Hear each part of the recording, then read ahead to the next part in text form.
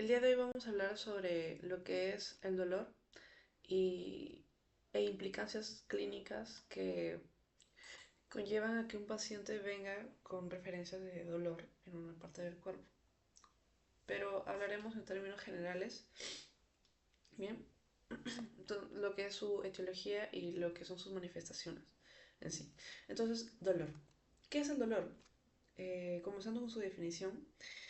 Su definición oficial es que el dolor es una experiencia sensorial y emocional desagradable asociada o similar a,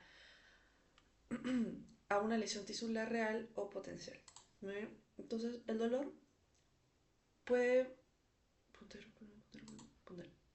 Entonces, el dolor básicamente eh, está muy relacionado con lo que son las emociones. El dolor es básicamente una sensación totalmente desagradable, bueno, como lo dice aquí. Puede ser lancinante, que lancinante significa agudo, de una manera brusca en sí. Puede ser quemante, puede ser constrictivo, desgarrante, opresivo, punzante.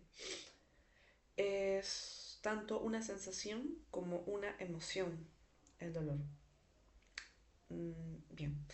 Dolores agudos que llevan a lo que es un aumento de la presión arterial, a un aumento de la frecuencia cardíaca, a lo que es un aumento de diámetro pupilar y a un aumento de cortisol en plasma. También está relacionado con lo que son contracciones musculares, involuntarias inclusive. Por ejemplo, en un examen físico abdominal, eh, siempre cabe la... Siempre hay cabida en que el paciente nos puede engañar, ¿no? Pero obviamente esas probabilidades son muy bajas, pero por ejemplo, poniendo un ejemplo, ¿no? Que el paciente eh, ya de que realmente no le duele, ¿no? Para, no sé, posiblemente no quedar mal o algo así, pero en el examen físico abdominal ves que está totalmente rígido o una parte del abdomen está rígido y usted le dice que lo relaje por completo y él dice, no, pues está relajado, pero inconscientemente está rígido. Entonces ahí es un problema más interno. Y bueno, sería eso básicamente lo que es su definición y algunos anexos más. Entonces, axones A y delta. Entonces, ¿cuál es el contexto de esto? Perdón, era axones A delta y axones C. Bien, entonces esto sí, hay varias maneras de clasificar a los axones y una de esas es en el grado de mielinización. ¿Okay? La mielina ayuda a lo que es el transporte de los impulsos nerviosos, ¿no? Entonces aquí podemos apreciar una imagen sacada del libro. Eh, los axones A beta llevan lo que es información de tacto, lo que es A delta y la fibra C llevan información en sí primordialmente de lo que es la temperatura, pero estas en sí envían información sensorial, ¿no? Básicamente. Claro. Y entonces recordar un dato es que todas las fibras postganglionares simpáticas son amielínicas, o sea, son fibra C. La fibra C no tiene nada de mielina, ¿sí? O sea, no tienen sus nodos de Rambier. Rambier, creo. Sí. Entonces, aquí se puede ver el dato que les dije, las fibras postganglionares. Bueno, entonces los axones A delta mielínicos, porque estos sí tienen mielina, son de un diámetro mayor a lo que son los amielínicos, llevan información dolorosa y son en sí conocidos como los nociceptores aferentes primarios. ¿Ok? Entonces, esto porque es bueno conocerlo, porque ante algún medicamento que los bloquee, prácticamente, teóricamente y prácticamente, detectar estímulos dolorosos va a desaparecer. O sea, la persona ya no va a sentir el dolor. Y vamos a ver que eso es importante en sí para los cuidados paliativos de lo que son las personas que padecen de cáncer y están en etapas terminales. Y bueno, eso ocasiona demasiado dolor, sobre todo en el área en el que esté el tumor y el tumor maligno, y ocasionaría bastante dolor, pero con los medicamentos que luego estaremos mencionando, bueno, luego estaré mencionando, veremos cómo es que se bloquean, ¿ok? Entonces, aquí quise, aquí era que lo coloque, pero esto es llamado como vanilloide, ¿ok? Vanilloide. Entonces, ¿qué es esto? Es una, es un receptor, ¿sí? O sea, está constituido de, es una proteína en sí, que bueno, es el miembro uno de la subfamilia 5 de lo que es el conducto catiónico de potencial transitorio. Entonces, esto en sí es un dato, pero medía percepción de algunos estímulos nocivos, ¿sí? Como lo que es la sensación del calor, lo que es el cambio de pH, o sea, por ejemplo, a un pH ácido, eh, lo que es la capsaicina. ¿Qué es la capsaicina? La capsaicina, espérense, la capsaicina es un componente de los chiles, de, de lo que pica la comida.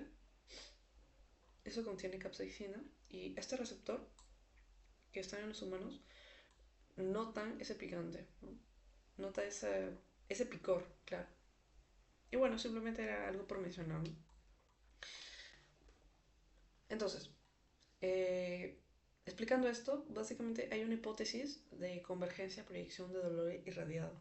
No sé si, a ver, algunos pacientes, según los libros,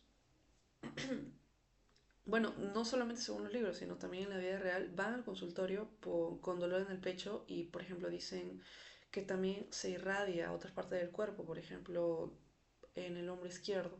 Bien, entonces, ¿por qué ocurre eso? Si en realidad la persona está teniendo un problema al sistema cardiovascular, ¿por qué le dolería el brazo? Entonces, según esta hipótesis, los nociceptores aferentes viscerales, que en ese caso, bueno, eh, sería un órgano interno, ¿no? Convergen en la misma neurona de proyección del dolor de las aferencias de estructuras somáticas, ¿ok? En las periferias en sí. Bueno, no solamente en las periferias, ¿no? Sino en la piel, en que este es percibido. El encéfalo no tiene forma de saber cuál punto es el oficial, entonces, y proyecta erróneamente la sensación de la estructura somática. Entonces, por ejemplo, el dolor empieza de una víscera hueca y esta a, al ser enviada, ¿no?, a lo que es la médula espinal, esta al subir por lo que es el bulbo raquídeo, la protuberancia, el mesencéfalo, eh, bueno, sin antes haber pasado, bueno, no sin antes, ¿no? Pero luego también de pasar por el tálamo, pasa lo que es la corteza cerebral y bueno, ahí es regulado los dolores. Entonces, eso se llama dolor irradiado. Y aquí se ve un claro ejemplo. Entonces, las fibras aferentes que transmiten los impulsos sensitivos de la porción central del diafragma, ¿ok? Recuerden el nervio que inervaba, valga la redundancia, el diafragma para su contracción, era el nervio frénico, ¿no?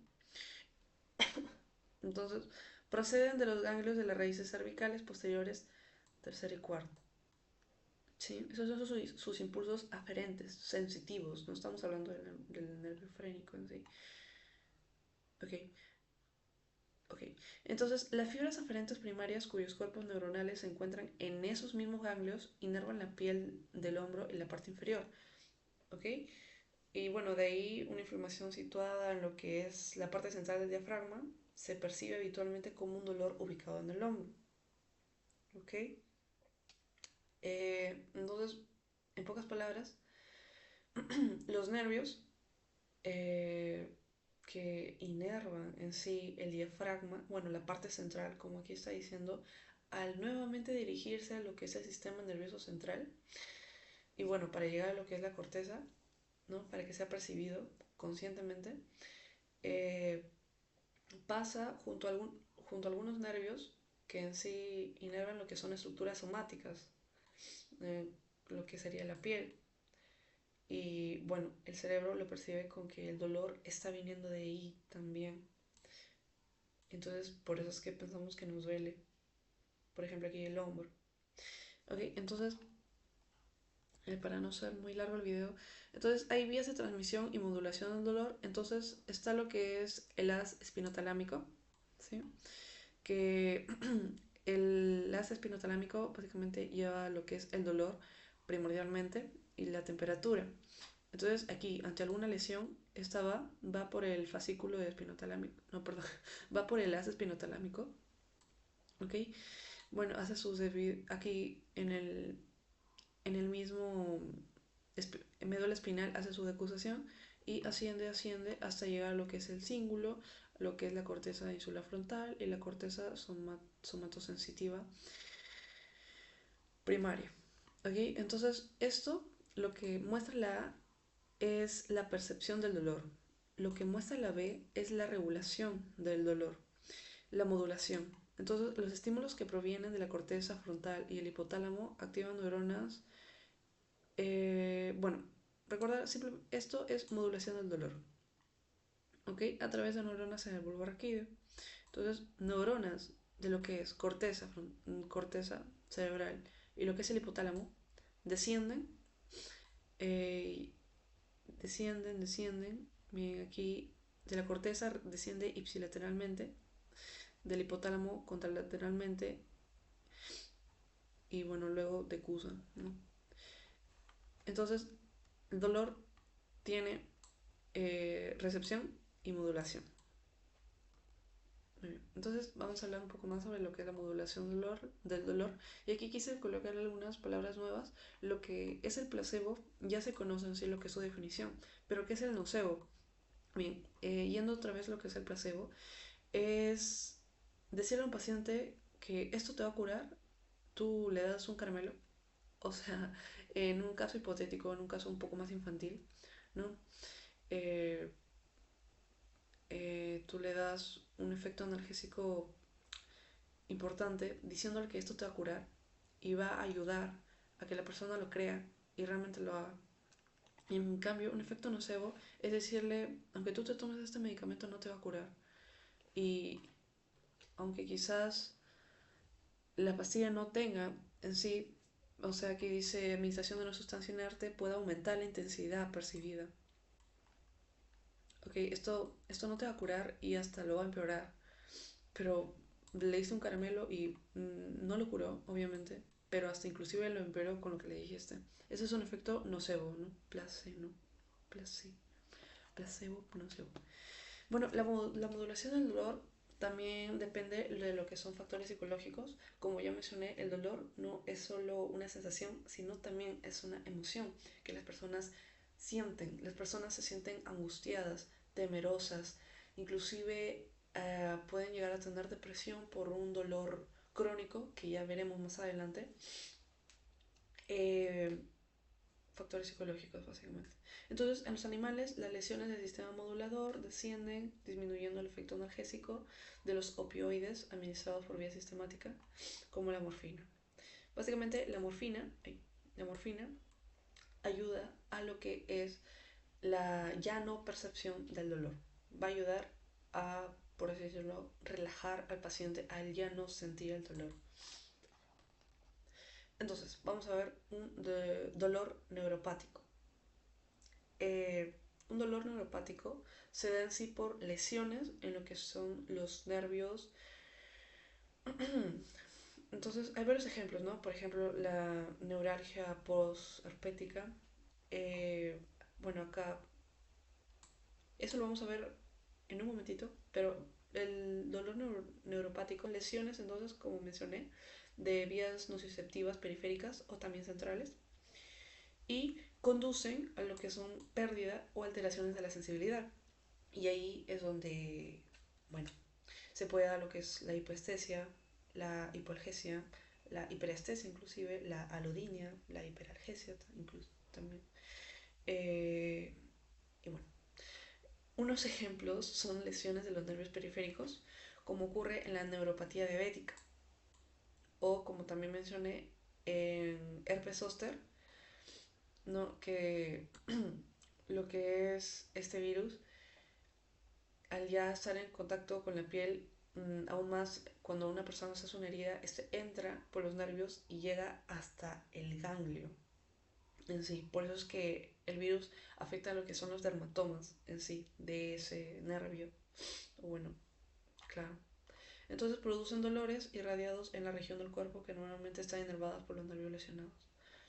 Ok, entonces el dolor neuropático se define, bueno, se siente como un choque eléctrico, descritos por los pacientes. Da lo que es un déficit sensitivo en el territorio del dolor, o sea, una hipoestesia. Entonces, los pacientes a menudo se quejan de que el estímulo móvil más ligero causa un dolor muy intenso. Eso como es llamado alodinia. ¿Sí? La alodinia es un dolor ante un estímulo indoloro, como el tacto. Tú le tocas suavecito y le va a doler. ¿Ok? Uh,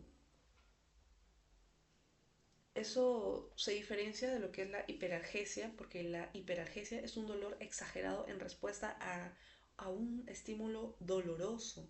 ¿Ok? Alodinia es un estímulo no doloroso como el tacto y la hiperalgesia es ante un estímulo doloroso, por ejemplo, un peñisco. Entonces, un interés clínico de lo que les acabo de decir del dolor neuropático es que la lidocaína tópica, a lo que es el 5%, ¿no? Aplicada en forma de parches, es eficaz en lo que es la neuralgia posherpética, cuyo signo sobresaliente es la alodinia. Ante un estímulo no doloroso, presenta dolor. ¿Sí? Aquí, como les mencioné, siguen los dermatomas, porque llega hasta el ganglio, ¿sí? Hasta el ganglio dorsal. Entonces, ahora vamos a hablar sobre dos tipos de dolores, que es el dolor agudo y el dolor crónico, que veremos más adelante. El dolor agudo es algo más rápido, por así decirlo. O sea, el dolor viene de frente y así como vino rápido, se va a ir rápido, dependiendo de cómo se trate, claramente. Entonces, ¿qué es lo primero que se tiene que hacer? Es eliminar la causa, ¿ok? Porque de nada sirve que se dé, por ejemplo, medicamentos para que ya no, para que ya no le duela, por ejemplo, el codo, ¿no? Como, pero realmente tiene un malestar articular y se tiene que arreglar eso internamente, o sea, eliminar la causa. Aunque claro, eso sería un dolor crónico, ¿no? Aunque un dolor um, articular. Pero, o sea, lo que trato de decir, un dolor agudo, es algo rápido, es algo que viene eh, en corto tiempo, ¿no? Entonces, lo que se tiene que hacer es eliminar la causa. La corrección del cuadro primario puede no aliviar inmediatamente el dolor, eh, no esperar que el tratamiento haga efecto a los minutos, sino siempre esperar. Entonces, algunos trastornos son tan dolorosos que resulta esencial lo que es la analgesia rápida, claro. Y los analgésicos son la primera línea del tratamiento en tales casos y los médicos deben conocerlo en detalle sus.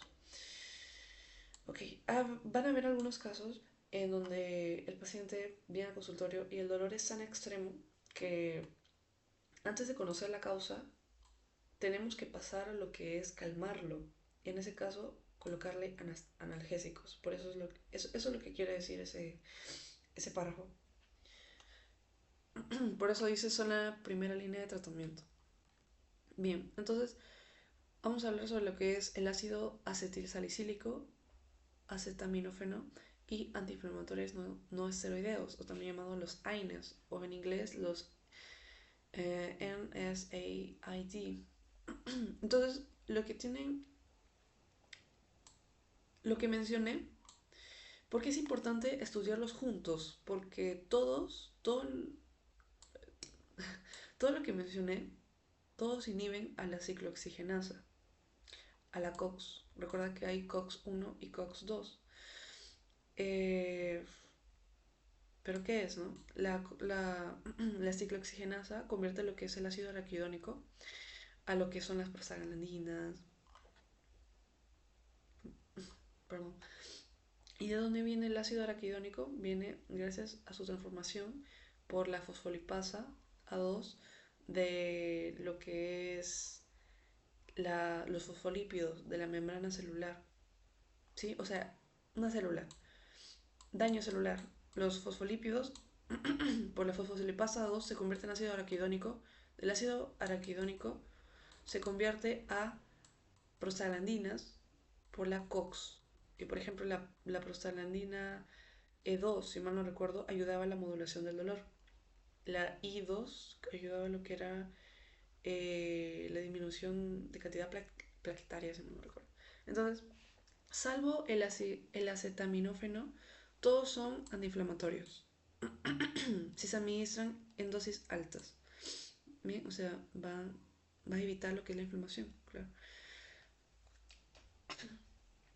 Entonces, aliviar lo que son las cefalalgias leves o moderadas y dolores de origen musculoesquelético es una de las funciones de lo que es el ácido acetilsalicílico, acetaminófeno y los AINES. Se absorben muy bien por lo que es la vía oral y son usados sin receta. Por ejemplo, los AINES, sobre todo, son vendidos sin receta. Por ejemplo, el, el ibuprofeno. ¿No? Esos son los pros. Algunos contras que tienen es que su uso prolongado da irritación gástrica, porque normalmente estos son administrados por vía oral, por pastillas. La nefrotoxicidad es un problema importante para pacientes que usan estos fármacos de forma crónica, de forma a largo plazo, ¿no? Entonces, da aumento de lo que son la presión arterial en algunos individuos. Entonces, ¿por qué esto es un contra? Porque hay que ver el historial del paciente y no darles esto de una manera fácil a una persona con hipertensión arterial. Bien, entonces los inhibidores de la COX-2, uno de los ejemplos es lo que coloco ahí de azul, Dios, de azul y subrayado es la Celecoxib, así se llama el fármaco. Entonces, esta se relaciona con así un aumento de riesgo cardiovascular, infarto de miocardio, apoplegia, apoplejia, insuficiencia cardíaca, fenómenos tromboembólicos. Entonces, esto hay que tenerlo en cuenta para personas que sufren un historial de problemas cardíacos. ¿Bien? Muy bien. Entonces, vamos a hablar sobre lo que son los analgésicos opioideos. Los analgésicos opioideos no son la primera línea de cuando un paciente viene con un dolor, por ejemplo, no sé, en el hombro o un dolor abdominal, no persistente quizás. Um, no son la primera línea, pero ante un dolor más crónico eh, se dará lo que es su uso. Y aquí se movió, llamaré. Entonces, son los más potentes disponibles. Y por eso, al ser el más potente, no siempre es la primera línea, porque son utilizados en casos particulares. Eh, con particulares no me refiero a que son utilizados pocas veces, sino en casos que realmente lo ameritan, ¿no? Y pacientes que sin duda, hay varios pacientes que lo ameritan, que lo necesitan. Entonces, gran parte de lo que son los analgésicos opioideos actúan en lo que son, esto es lo que se movió, los receptores. Uh, La verdad nunca recordé cómo se llamaba ese, pero era una U invertida. Creo que era micra, receptores micra. Bueno, en el mismo receptor de opioideos con diferencias principalmente en potencia. O sea, todos los analgésicos opioideos van a actuar en lo que es este receptor, que bueno, um, adentrando más en sí, viendo lo que son los receptores de los neurotransmisores, este es un tipo de receptor de los opioides. Bien, entonces La diferencia es que van a tener los medicamentos, bueno, es su potencia, su rapidez que inicia la acción, su duración de la misma y la vía óptima de administración, ¿no? Puede ser vía intravenosa, vía lingual, no, perdón, vía oral, vía intramuscular, quizás. Entonces, aunque los efectos secundarios son frecuentes y sin duda son molestos, es por eso que no son la primera línea de administración. Casi todos son reversibles, ¿sí? Pueden ser lo que son náuseas, vómitos, prurito, estreñimiento, síntomas. Síntomas que solo pueden sentir el paciente. Los efectos secundarios de los opioides se revierten rápidamente con la naloxona. Y esto es esto es un punto muy importante, porque muy a menudo los opioides, los analgésicos opioideos, son administrados con la naloxona, porque antagoniza algunos efectos secundarios que los analgésicos opioideos por sí mismos pudieran causar. Entonces, importante. Se revierten rápidamente con la naloxona, ¿ok? Naloxona, Rexona, naloxona. Entonces, eh, de parte de los médicos hay un temor exagerado a lo que es la adicción. Bueno, mejor dicho, no de parte de los médicos, sino de parte de los familiares en sí, que, bueno, por el internet quizás muestran lo que son los analgésicos como algo adictivo,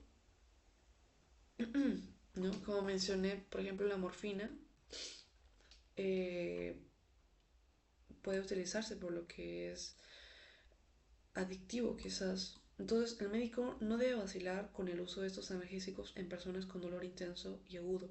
Entonces, debe explicárselo a lo que son los pacientes y no solo a ellos, sino a los familiares y quienes están a cargo de él, que los analgésicos opioideos sin duda seguirán dándose a las horas que se tengan que administrar y las cantidades necesarias.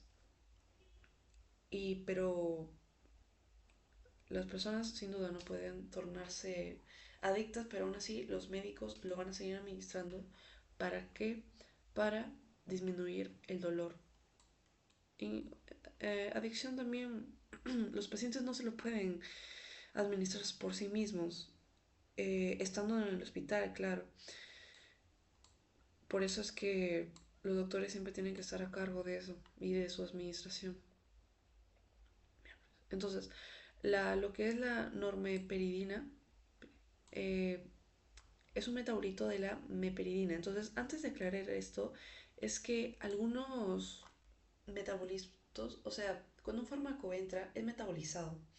Y ante una gran ingesta de un fármaco, quedan muchos metabolitos de ese fármaco y esto puede llegar a ser tóxico. Entonces, ahora yendo a este párrafo, la meperidina, al ser metabolizado, uno de esos es la normeperidina. Entonces, cuando se usan dosis altas de esta, que típicamente exceden 1 gramo al día, su acumulación de lo que es la normeperidina ocasionará hiperexcitabilidad, convulsiones que no son reversibles con naloxona. ¿Ok? Por eso siempre administrar las um, cantidades adecuadas. Y eso tiene que ver demasiado con lo que es la pericia del médico. Entonces, la acumulación de norpeperidina aumenta en personas con insuficiencia renal. Claro, ¿no? Ante una mala filtración glomerular. Entonces, acá muestro algunos cuadros que en este video sin duda no se van a mencionar todos, pero es un cuadro para quizás tomarle captura y estudiarlo en otro momento. Pero en este pequeño cuadro se muestran lo que son fármacos con propiedades analgésicas. En primer lugar se muestran los analgésicos no opioideos, que estos son en sí de primera línea, administrativos. Por ejemplo, como les mencioné, ¿no? El ibuprofeno, el naproxeno, que estos en sí son los más conocidos. Entonces, lo que es el ácido acetilsalicílico se da en lo que es dosis de 650 miligramos al día. ¿Ok? Entonces se da por vía oral. La acetaminófeno, como le mencioné, ¿recuerdan en dónde actuaban? En la enzima COX. Entonces, 650 miligramos vía oral, 400 miligramos vía oral, naproxeno 200 a 500 miligramos vía oral, fenoprofeno 200 miligramos vía oral, indometacina 25-50 vía oral, ketorolaco 15 a 60 vía intramuscular o vía intravenosa, vía oral, vía oral. Entonces, el intervalo, y eso es lo bueno de este cuadro porque te muestra cada cuántas horas debe ser administrado. Por ejemplo, el ibuprofeno cada 4 o 6 horas, mientras que el naproxeno es cada 12 horas. Lo que es, por ejemplo, la valdecoxib, que es de 12 a un día. Entonces, y aquí se muestran algunos comentarios que es importante tener en cuenta. Por ejemplo, la valdecoxib ya se retiró del mercado estadounidense en 2005. Bien, la celecoxib, por ejemplo, es útil en artritis, como le mencioné, dolores articulares, así, ¿no? Por su inflamación. Lo que es el ketorolaco, existe una preparación para su uso parenteral. ¿Qué significa parenteral? Que no pasa por los intestinos, ¿ok? O sea, puede ser vía intravenosa, por ejemplo. Los más conocidos, el ibuprofeno se obtiene sin prescripción, sin duda, o sea, tú te puedes ir a tu farmacia más cercana, le dices de mi ibuprofeno y te lo dan. Naproxeno conlleva un menor riesgo cardiovascular, pero se acompaña de una incidencia a hemorragia gastrointestinal. Recordar por su uso crónico. Y bueno, esos son algunos comentarios. Ahora yendo a lo que son los analgésicos opioideos, está lo que es la codeína, la oxicodona, la morfina, la hidromorfona, levorfanol, la metadona, el tramadol, el fentanilo, ¿ok? Entonces, por mencionar esto, lo que está subrayado, por ejemplo, la codeína, en sí, sea de unos 30, 60 miligramos cada 4 horas. Bueno, esto es vía parenteral, mientras que se da por una vía oral es diferente. Vía parenteral podría decirse que es un sinónimo a vía intravenoso, pero también podría ser vía intramuscular. Entonces, por ejemplo, de la codeína, viendo sus comentarios, su uso a menudo genera náuseas. Entonces, esto es importante tener en cuenta porque el paciente luego de unos días se preocupa al tener vómitos, ¿no? O simplemente al tener náuseas, ni siquiera llegar al vómito. La oxicodona también se la administra junto a acetaminófeno o a ácido acetilsalicílico, ¿no? Que eran los analgésicos no opioideos. Entonces, con esta rayita quiere decir que no se da una dosis parenteral, sino una dosis vía oral, que es de 5 a 10 horas o de 4. Bueno, perdón, no, perdón, de 5 a 10 miligramos a 4 a 6 horas. Perdón. Entonces, yo también poco a poco me estoy familiarizando con esto para ampliar lo que es el vocabulario y ampliar lo que son los conocimientos. Y bueno, eso eran algunos para mencionar. Y bueno, aquí se presentan algunos antidepresivos, lo que son bloques de captación, por ejemplo, lo que es la serotonina o la noradrenalina.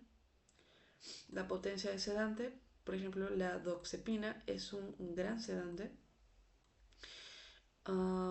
Potencia anticolinérgica, que es moderada. Una hipotensión ortostásica, o sea que se te baja la presión al estar parado, también es moderada. Arritmias cardíacas eh, no se dan, o sea, bueno, no es que no se da, pero son menos los casos que se dan. Sus dosis promedias es de unos 200 miligramos al día y su límite de dosis, lo cual es importante para no hallar toxicidades, quizás, es de 75 a 400 en sí, miligramos por día. Recordar que esto va a variar de acuerdo a la persona por su peso, no solo su peso, sino también su género. Y bueno, otro ejemplo también la amitriptilina, algo que rescatar. Por ejemplo, la duloxetina no te da hipotensión ortostásica ni arritmias cardíacas y sus dosis son bajas. Miren, su límite de dosis es baja, pero seguramente tiene un efecto más tranquilo, ¿ven? Su potencia es pequeña. Entonces, ahí aquí se muestran algunos anticonvulsivos y unos datos importantes es que los anticonvulsivos nuevos es la gabapentina y la pregabalina. Y lo que es la carbamazepina fueron los primeros fármacos con los que se demostró un alivio del dolor en la neuralgia del trigémino. Y bueno, esos son datos en sí, ¿no? Que bueno, el dolor de la neuralgia del trigémino se describe como breve y lancinante, o sea, agudo, brusco. Y bueno, aquí se muestran algunas dosis, algunos comentarios, que por ejemplo la oxcarbazepina es similar a la carbamazepina. La pregabalina es similar a lo que es la gabapentina. La carbamazepina se utiliza más en lo que es la anemia aplásica rara, en irritación gastrointestinal y la hepatotoxicidad. Entonces, ahora finalizando el video, vamos viendo lo que es el tratamiento del dolor crónico. Entonces, ¿qué se quiere lograr en el tratamiento de este tipo de dolor? Es que el paciente pueda dormir bien por las noches, que sea capaz de salir a comprar y que pueda reincorporarse a sus labores cotidianos, como por ejemplo el trabajo, a caminar, cocinar, jugar.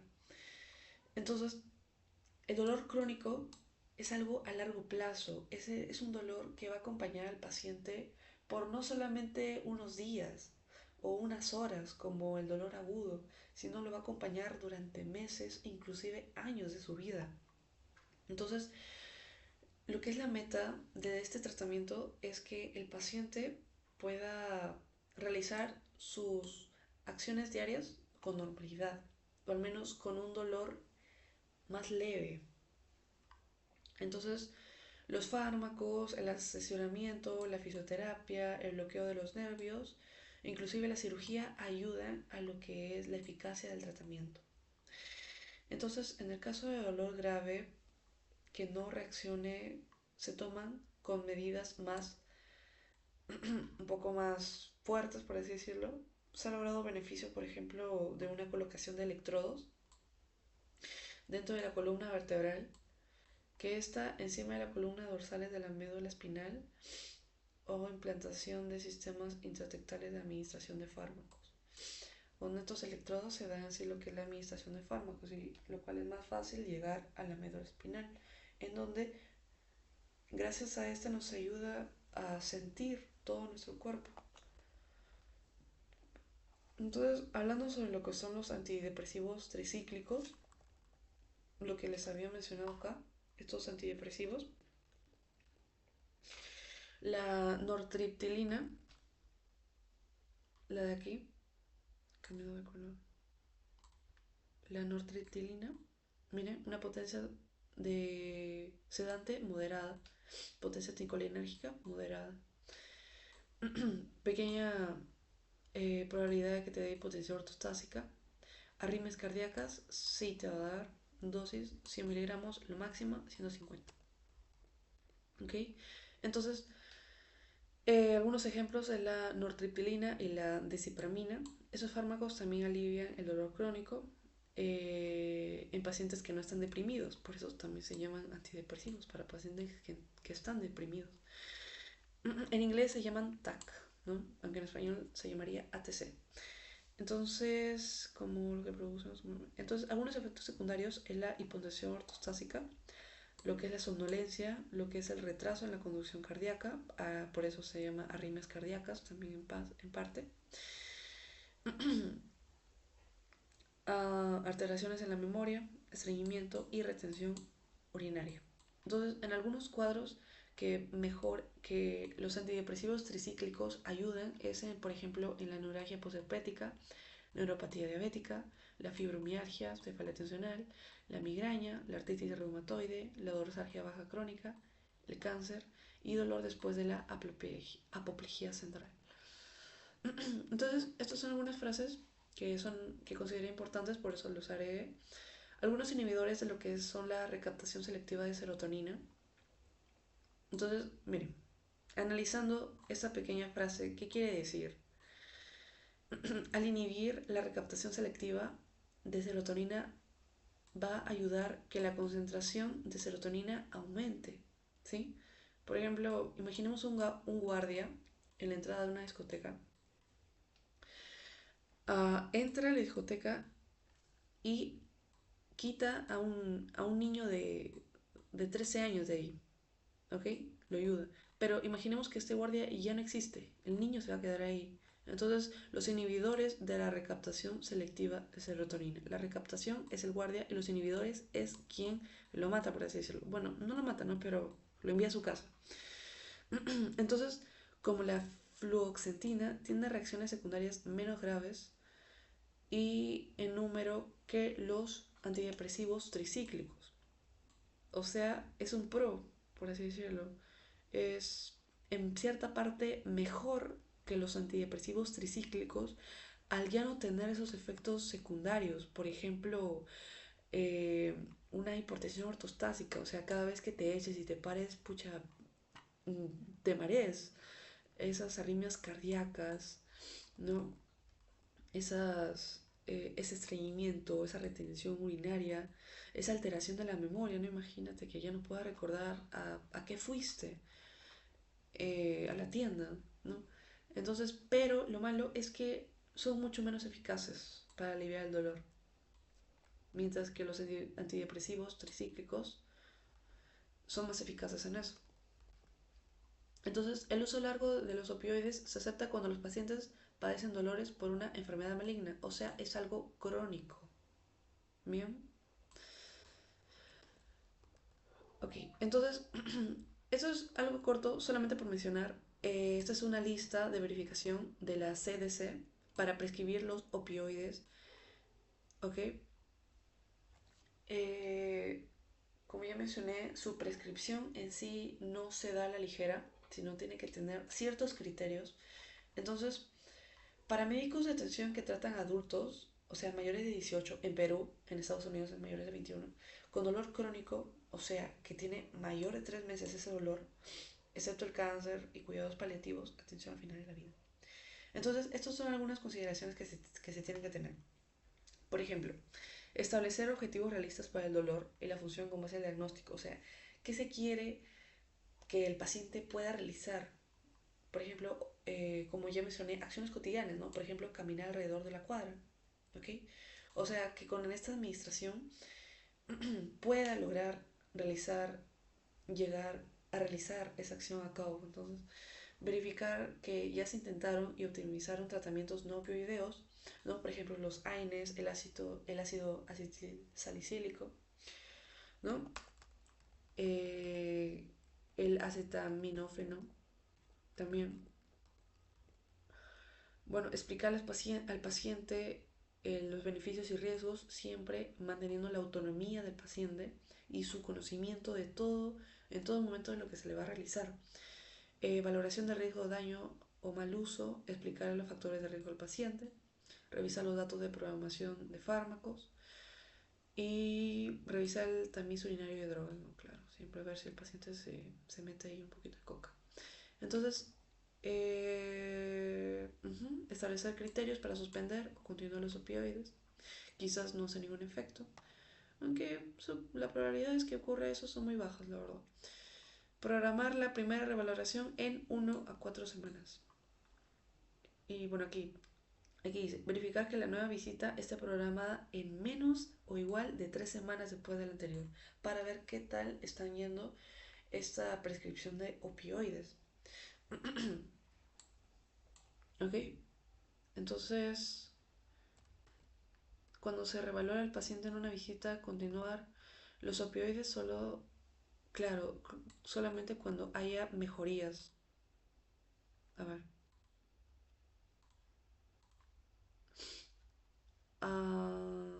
Valoración del dolor y la función, cómo está yendo lo que es este analgésico en sí. Valoración al riesgo de daño mal uso, siempre examinar al paciente en busca de signos. De ser positivo, reducir la dosis en forma gradual. Ok. Calcular la dosis de opioideos en equivalente de miligramos de morfina. Si 50 miligramos de morfina al día en total, aumentar la frecuencia del seguimiento. Considerar la naloxona. ¿Recuerdan para qué servía la naloxona? La naloxona, recuerdan que era administrado junto a lo que son los analgésicos opioideos porque antagonizaba en sí algunos los efectos secundarios de lo que son los opioideos por sí mismos. Entonces por eso dice, considerar ofrecer naloxona. Y programar la revaloración e intervalos regulares menor o igual a 3 meses. Entonces eso sería todo básicamente. Eh, Algunos fármacos que quise para dar a conocer, para aumentar lo que son los conocimientos farmacológicos, lo que son sus dosis, los intervalos y algunos comentarios de esos fármacos. Y bueno, otras ideas importantes y eso sería todo. Muchas gracias.